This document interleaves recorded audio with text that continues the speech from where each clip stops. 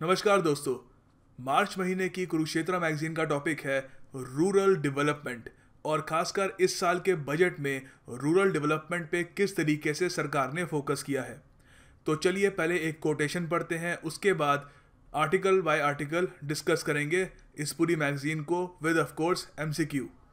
देखिए, इस मैगजीन के थीम से रिलेटेड इससे बढ़िया कोटेशन नहीं हो सकती। The future of India lies in its villages. ये महात्मा गांधी जी की कोट है और इन्हीं के नाम पे मनरेगा एक्ट बना था। Now let's talk about the first article जिसमें मनरेगा एक्ट की ही बात की गई है। देखिए, ये है मार्च महीने की कुरुक्षेत्र मैगजीन के पहले आर्टिकल का पहला पेज। तो यहाँ पे आप देख सकते हैं पहले यूनियन बजट के बारे में कुछ बात की गई है। यूनियन बजट को ऑलरेडी हमने स्टडी आईक्यू में वेरियस वीडियोस में कवर किया है। इस बार की जो योजना मैगजीन है मार्च महीने की, उसमें भी हमने बजट को अच्छे से कवर किया है। सो आप वो देख सकते हैं। यहाँ पे हमारा फोकस रहेगा कि किस तरीके से रूरल डेवलपमेंट पे बजट ने काम किया है। तो यहाँ पर इस पैराग्राफ में इन्होंने बात करनी इसकी शुरू करी है। तो union budget 2017-18 stressed on rural development through highest ever allocation for the Mahatma Gandhi national rural employment guarantee act. तो आपको पता है कि Mahatma Gandhi national rural employment guarantee act की इस बार जो एलोकेशन था, फंड जो था, उसको काफ़ी हद तक बढ़ा दिया गया है। पहले नजर डालते हैं कि पिछले साल कितना था, इस साल कितना है, और उसके अलावा कुछ एक एमसीक्यू भी करके देखते हैं इस एक्ट से रिलेटेड। देखिए, इस साल मनरेगा को अलॉट किए गए हैं 48,000 करोड़ रुपीज़, जो पिछले साल से बहुत ही बड़ा जंप है। पिछले साल अराउंड 38,000 करोड़ के आसपास था। उसके अलावा देखिए, पार्टिसिपेशन जो औरतों की है मनरेगा में, उसमें भी काफ़ी हद तक हमने इजाफा देखा है। 55% इंक्रीज़ है वुमेन की पार्टिसिपेशन का मनरेगा में।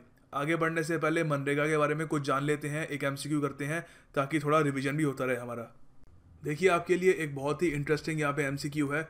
एक मेमोरेंडम ऑफ अंडरस्टैंडिंग साइन किया गया था जून 2016 में between ministry of rural development और national remote sensing centre ISRO द्वारा। ये इसरो के अंडर आता है ये, ठीक है। तो इन दोनों के बीच में एक एमओयू साइन किया गया था जून 2016 में। आपको बताना है कि ये एमओयू क्यों साइन किया गया था। देखिए, वीडियो पॉज करके एक बार अटैम्प्ट कर लीजिए। ऑल राइट, देखिए, होपफुली आपने अटैम्प्ट कर लिया होगा। देखिए, इसका आंसर है geo tagging assets created under MNREGA. MNREGA के अंडर अब तक माना जाता है 30 लाख के आसपास एसेट्स क्रिएट किए जा चुके हैं ओवर द ईयर्स।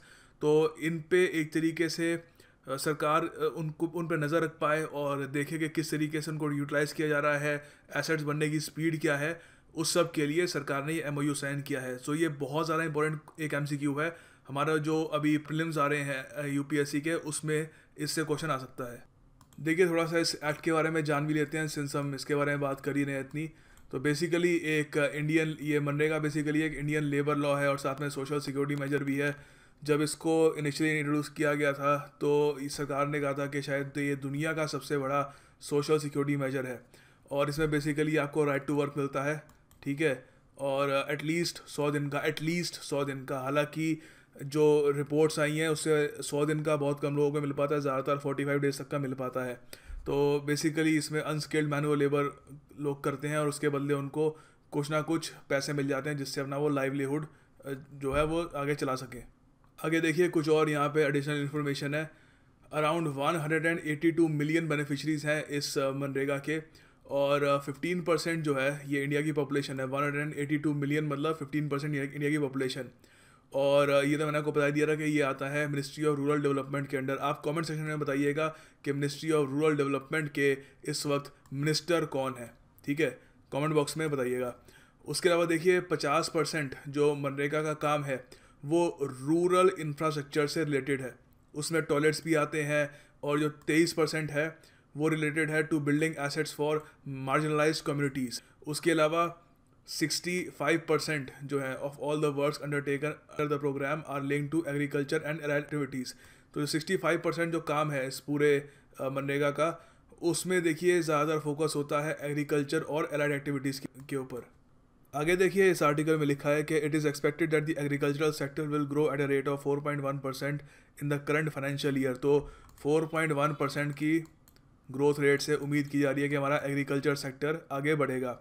उसके अलावा देखिए, ये भी बात की गई है कि इस बजट में ये कदम उठाए गए हैं कि जिससे आने वाले 5 सालों में जो हमारा किसान है उसकी जो इनकम है वो डबल कर दी जा सके। तो उसके लिए यहाँ पे बात की गई है कि बजट में किस तरीके से यहाँ पर एग्रीकल्चर, रूरल और एलाइड सेक्टर्स के लिए फंड एलोकेट किए गए हैं। तो यहाँ पे आप देख सकते हैं इस बार के बजट में एग्रीकल्चर सेक्टर के लिए 58,663 करोड़ रुपीस एलोकेट किए गए हैं। और भी यहाँ पे खूब सारे यहाँ पे डाटा दिया हुआ है, आप वीडियो पॉज करके नोट डाउन कर लीजिए। वैसे मैं इंडिविजुअली इन सबको डिस्कस करने वाला हूँ, ठीक है।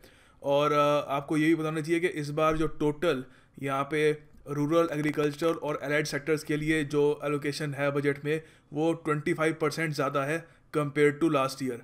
अब ज़रा एक एक करके जो ये एलोकेशन है और साथ में जो यहाँ पे चीज़ें लिखी हुई हैं, यहाँ पे आर्टिकल में डिस्कस की हुई है, वो पॉइंट्स भी थोड़ा बहुत देख लेते हैं उसके बारे में।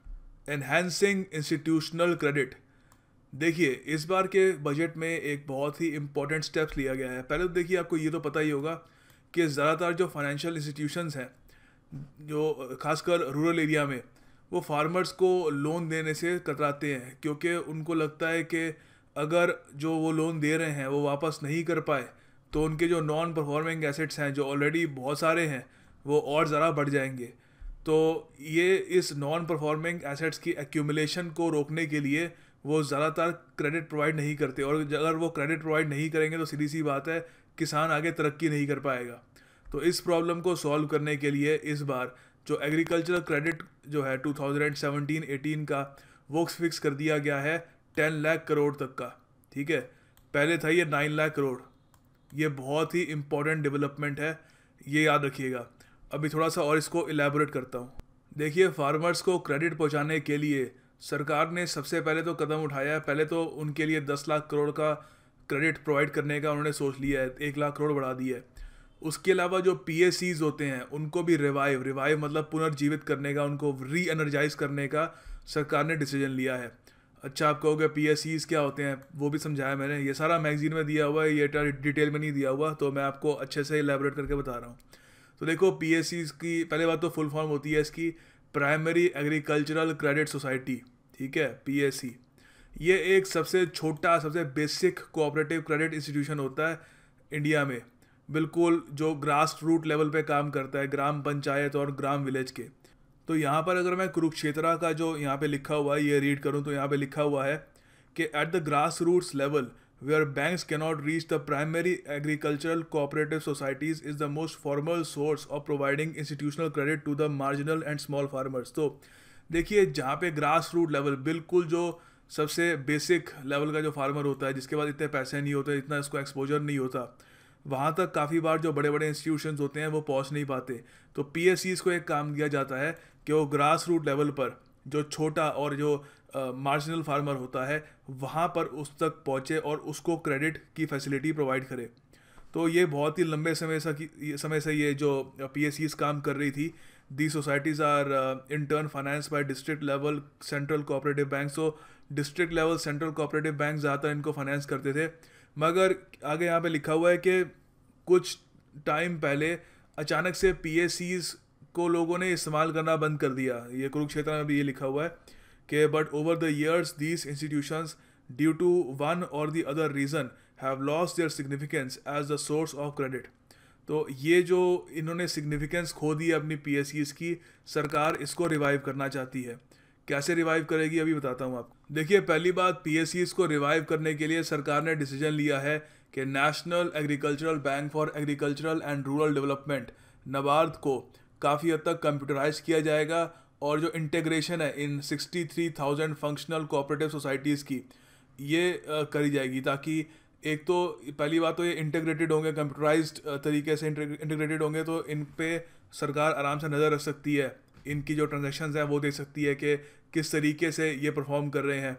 और उसके अलावा सरकार को ये भी उम्मीद है कि कैशलेस इकोनॉमी की तरफ भी हम जा पाएंगे अगर ये सारे के सारे जो स्मॉल लेवल के बैंक्स हैं ये कंप्यूटराइज्ड हो जाए। तो इस पूरे प्रोसेस को यहाँ पे लिखा हुआ है कि 3 साल लग जाएंगे और टोटल कॉस्ट आएगी इसकी 19,000 करोड़ रुपए। हालांकि ये 19,000 करोड़ रुपए सिर्फ सेंटर नहीं खर्चेगी, यहाँ पर स्टेट गवर्नमेंट्स भी फाइनेंशियली पार्टिसिपेट करेगी, ठीक है। तो ये इनका एक प्लान है PSEs को रिवाइव करने का। आगे देखिए आप लोगों के लिए एक MCQ है, आपको बताना है कि NABARD का जो हेडक्वार्टर्स है वो किस शहर में लोकेटेड है, नई Delhi, Mumbai, Pune, Hyderabad. Please comment box में इसको अटेम्प्ट करिएगा, कोशिश करिएगा कि गूगल का इस्तेमाल ना करें, उसके बिना अटेम्प्ट करिए और मज़ा ही तब आता है। देखिए उसके अलावा प्रधानमंत्री फसल बीमा योजना, इसका भी जो क्रॉप इंश्योरेंस कवर है काफ़ी हद तक बढ़ा दिया गया है। पहली बात तो ये पता आपको होनी चाहिए ये बात कि इस योजना को अप्रूवल मिली थी जनवरी 2016 में यूनियन कैबिनेट से। उसके अलावा ये 2 एग्जिस्टिंग क्रॉप इंश्योरेंस स्कीम को रिप्लेस करेगी। उनमें से एक है नेशनल एग्रीकल्चरल इंश्योरेंस स्कीम और दूसरी है मॉडिफाइड NAIS। तो वैसे ये इससे पूछेंगे नहीं, आपकी एडिशनल इन्फॉर्मेशन के लिए बता रहा हूँ। तो मेन जो आपको याद रखनी है चीज़ वो ये है कि इस योजना को अब जो एडिशनल इसमें यहाँ पे इसको फंड दिया गया है और टोटल जो इसकी एलोकेशन हो गई है वो है 9,000 करोड़। ठीक है, तो ये बहुत इंपॉर्टेंट है ये। तो इसमें ये 2 पॉइंट तो 110% याद रखना। इससे आपके जो MCQ है उसमें एक ऑप्शन बन के आ सकता है ये कि जो कवरेज है पहले 30% थी, अब इसको 40% कर दिया है और टारगेट है इसका कि 50% कर दिया जाए 2018-19 तक। ये चाहे याद रहे ना रहे, ये तो 100% याद रखना। ठीक है, आगे देखिए सॉइल हेल्थ की बात की गई है। सॉइल हेल्थ के बारे में कुरुक्षेत्र के आर्टिकल में लिखा हुआ है कि सॉइल नीड्स होना चाहिए, soil needs to be healthy to give good yields. Unfortunately most of the farmers go on cultivating on the same piece of land caring little that the soil also needs nutrition. तो यहाँ पे पहली बात तो बता रहे हैं कि सॉइल हेल्थ बहुत इंपॉर्टेंट है। अगर आपको फसल अच्छी चाहिए, ज़्यादातर हमारे किसान हैं वो उनको इतनी जानकारी नहीं होती, वो सेम सॉइल पे बार बार खेती करते रहते हैं और सॉइल का जो न्यूट्रिशन है, जो उसकी हेल्थ है, उसकी वो केयर नहीं करते।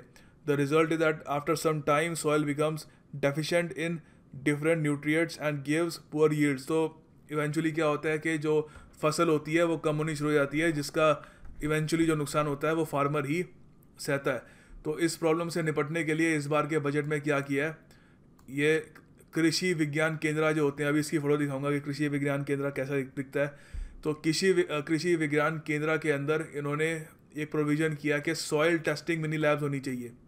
ये सॉइल टेस्टिंग मिनी लैब्स सिर्फ गवर्नमेंट नहीं चलाएगी, ये यहाँ पर देखिए these labs will be run by rural entrepreneurs with the assistance of government. ठीक है, और इससे बेसिकली यही है कि फार्मर्स को उनकी जो सॉइल है उसका रेगुलरली उनको टेस्ट मिलेगा, उनको एडवाइस दी जाएगी कि क्या आपको क्या स्टेप्स लेने चाहिए कि आपकी जो यील्ड है, आपकी क्रॉप का यील्ड वो भी हाई रहे और सॉइल भी आपकी हेल्दी रहे।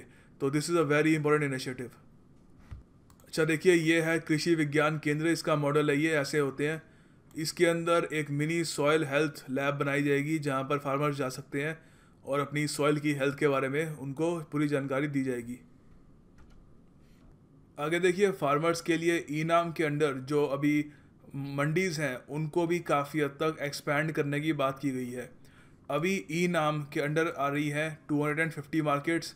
अलग अलग इसके एस्टिमेट्स हैं, कई जगह 325 भी लिखा होता है, पर रफली मतलब ज़्यादातर जगह पे 250 माना जाता है। खैर ये एग्ज़ाम के इस लिहाज से अब इतना इंपॉर्टेंट है नहीं, इसलिए तो पूछेंगे नहीं कि पहले कितनी थी, मगर जो टारगेट है वो पूछ सकते हैं। टारगेट ये है कि 585 मंडीज़ को ई-नाम के अंडर लाया जाए। तो यहाँ पर ये बेसिकली एक ऑनलाइन इंटरकनेक्टिविटी है ऑफ ई मंडीज़। इससे देखिए काफ़ी सारे जो एग्रीकल्चरल मार्केटिंग रिफॉर्म्स होंगे वो होंगे। फार्मर्स के लिए ये कैसे बेनिफिशियल होगा ये आपको अभी बताता हूँ मैं। आगे देखिए कुछ बेनिफिट्स देख लेते हैं ई-नाम के। ई-नाम की देखिए फुल फॉर्म है इलेक्ट्रॉनिक नेशनल एग्रीकल्चरल मार्केट। तो यहाँ पर देखिए पहली बात तो फार्मर्स के लिए ये है कि वो डायरेक्टली कंज्यूमर्स तक अपनी जो प्रोड्यूस है उनका जो भी उन्होंने क्रॉप्स ग्रो करी हैं वो डायरेक्टली कंज्यूमर तक बेच सकते हैं और उनको काफ़ी हद तक कंपैरेटिव रिटर्न्स मिलेंगे।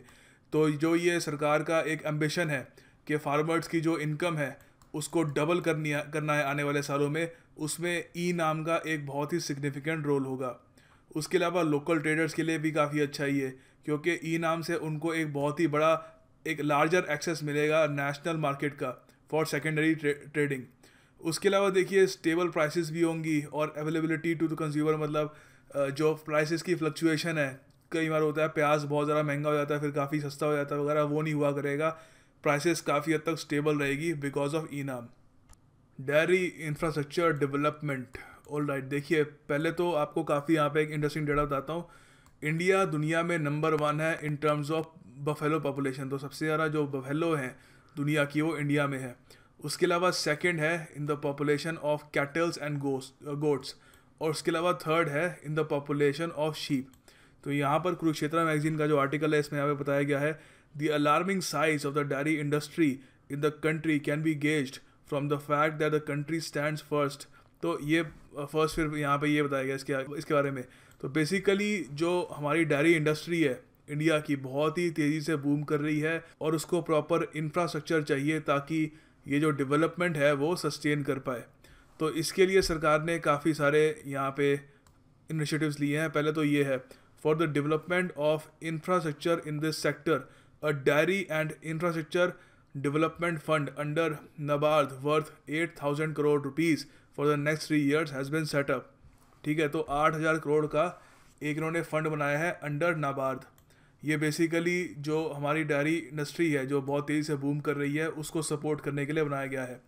और इनिशियली इसका जो कॉर्पस होगा वो अराउंड होगा 2,000 करोड़ रुपीज़। आगे देखिए यहाँ पर ये भी बताया गया है कि ये जो बेसिकली इंडस्ट्री है इससे बहुत ज़्यादा एक तो एम्प्लॉयमेंट भी जनरेट होती है और बहुत लोगों का एक सोर्स ऑफ लाइवलीहुड भी है। तो ये क्या यहाँ पे क्या है कि जो ये इन्वेस्टमेंट है टोटल 8,000 करोड़ की, this is a huge investment that will create additional milk processing capacity of 500 lakh litres per day. तो इससे 500 लाख लीटर एक्स्ट्रा जो मिल्क है पर डे इंडिया प्रोड्यूस कर पाएगा इस इन्वेस्टमेंट से, ये सरकार का एस्टिमेट है। This is believe to have a cascading effect as it will lead to a creation of additional income of 50,000 per annum for dairy farmers। और सरकार ये मान के चल रही है कि इससे 50,000 एक्स्ट्रा रुपए कमाएंगे डेयरी फार्मर्स हर साल। तो बेसिकली एक बहुत ही एम्बिशियस ये इन्होंने इन्वेस्टमेंट करी है और it remains to be seen कि डेयरी इंडस्ट्री हमारा आगे जाकर इसी तरीके से परफॉर्म कर पाएगी या नहीं कर पाएगी। देखिए आगे आप लोगों के लिए एमसीक्यू है, प्रोजेक्ट फ्लड जो इंडिया की मिल्क प्रोड्यूसिंग कैपेसिटी को एनहांस करने के लिए लॉन्च किया गया था वो किस साल लॉन्च किया गया था। देखिए प्रोजेक्ट फ्लड के अंदर इंडिया को one of the top most milk producing countries in the world बना दिया गया, जिसमें इंडिया ने यूएस को भी सरपास कर दिया in terms of milk production. तो आपको बताना है कि ये किस ईयर में इसको लॉन्च किया गया था, 1980, 1960, 1970 या 1990। कमेंट बॉक्स में इसको प्लीज़ अटेम्प्ट करिएगा। देखिए अगला जो चैप्टर है यहाँ पे ये है challenges in agriculture and farmers welfare. Basically इस पूरे चैप्टर में कुछ भी अनोखी बात नहीं कही गई है, जो बजट की हाईलाइट्स है जो हमने पिछले जो चैप्टर में पढ़ी थी वही यहाँ पे इन्होंने रिपीट किया है। तो बेसिकली कुछ यहाँ पे फैक्ट्स हैं, कुछ लाइन्स वगैरह हैं, वो आपके लिए पढ़ देता हूँ, आपको इंटरेस्टिंग लगेगा। पहले तो देखिए यहाँ पर बताया हुआ है कि जो इस बार का बजट है उसका एजेंडा क्या है। तो ये तो आप रट लीजिएगा, बहुत ज़्यादा इंपॉर्टेंट है, इससे क्वेश्चन आ सकता है। Transform, energise and clean India, this is super important. उसके अलावा देखिए यहाँ पर बताया गया है कि इस बार का जो सरकार का फोकस है वो ये है कि we need to think beyond food security and give our farmers a sense of income security. तो हमको फूड सिक्योरिटी से भी आगे सोचना पड़ेगा और ये देखना पड़ेगा कि फार्मर के पास इनकम सिक्योरिटी हो ताकि फार्मर्स की सुसाइड कम हो और ओवरऑल उनका जो लिविंग स्टैंडर्ड है उसमें भी इम्प्रूवमेंट आए। उसके अलावा देखिए यहाँ पे एक फैक्ट दिया हुआ है, there are about 14 crore farm holdings in India और 4 में से 10 इंडियंस जो हैं वो डायरेक्टली फार्मिंग पे रिलाई करता है अपनी रोजी रोटी के लिए, अपने लाइवलीहुड के लिए। Considering the farmers as the backbone of country's food security, the last year's budget focused on agriculture and farmers' welfare as one of the 9 pillars for transforming India। तो देखिए फार्मर्स को जो बैकबोन ऑफ कंट्री मानते हुए पिछले साल के budget में ये माना गया था कि फार्मर्स और agriculture one of the 9 pillars हैं जो इंडिया को ट्रांसफॉर्म करने में मदद करेंगे। उसके अलावा यहाँ पे यही बताया गया कि the Indian farmer has once again shown his commitment and resilience in the current year. The total area sown under Kharif and Rabi seasons are much higher than previous year. A new dimension has been initiated in agriculture sector for the process and welfare of farmers. तो basically यहाँ पर फिर आगे budget की बात करेंगे किस तरीके से पिछले साल का बजट इतना था और इस साल के बजट में 24% का इजाफा है। और आपको दूसरा जो पेज है वो भी दिखा रहे हैं। आगे देखिए जैसे मैं आपको कह रहा था कि वही बजट में 24% का जो अभी इंक्रीज़ किया गया एग्रीकल्चर बजट में उसकी यहाँ पे बात की गई है। उसके अलावा कुछ और यहाँ पे हाइलाइट्स की बात की गई है। पहले तो मैंने आपको बताया था कि जो एग्रीकल्चरल क्रेडिट है वो 10 लाख करोड़ कर दिया गया है, ठीक है, सेम चीज़ है। और उसके अलावा to ensure the flow of credit to small farmers, NABARD को भी एक्स्ट्रा ये उन्होंने फंडिंग दी गई है ताकि PSCs को रिवाइव किया जा सके। सेम वही है जो पिछले हमने आर्टिकल में पढ़ा था, कुछ यहाँ पे नया नहीं है क्योंकि थीम ही बेसिकली एग्रीकल्चरल बजट पे है, तो ज़्यादा इनको मतलब चीज़ें हैं नहीं कवर करने के लिए इनके पास। और उसके बाद प्रधानमंत्री फसल बीमा योजना के बारे में बात की गई है। बाय द वे, जो फर्स्ट आर्टिकल था उसमें PMYB नहीं लिखा हुआ, PBFYB लिखा हुआ है, तो वहाँ पे वो टाइपो है, तो वो उसका ध्यान रखना कहीं एग्ज़ाम में उसकी वजह से आपका गलत ना हो जाए, ठीक है। और सॉइल हेल्थ कार्ड्स के बारे में भी मैंने बात कर ली है। और उसके बाद यहाँ पे कुछ एक्स्ट्रा पॉइंट्स हैं, ये डिस्कस कर लेते हैं थोड़े से।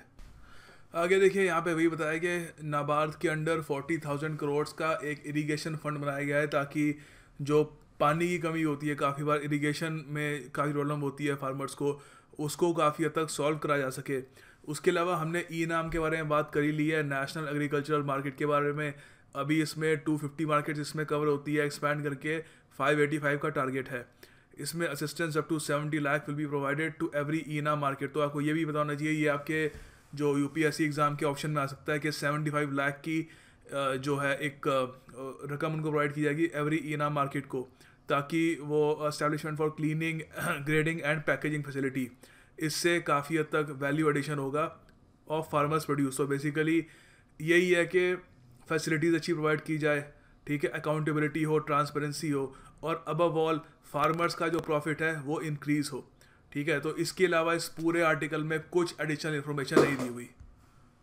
ये देखिए, पार्ट 1 का एंड है, पार्ट 2 आपके लिए जल्द आ जाएगा, कोशिश करूँगा कल ही ले आऊँ आपके लिए। उसमें और ज़रा MCQs होंगे, और बाकी के जो आर्टिकल्स हैं बचे हुए उन पर भी हम फोकस करेंगे। धन्यवाद, थैंक यू फॉर वॉचिंग।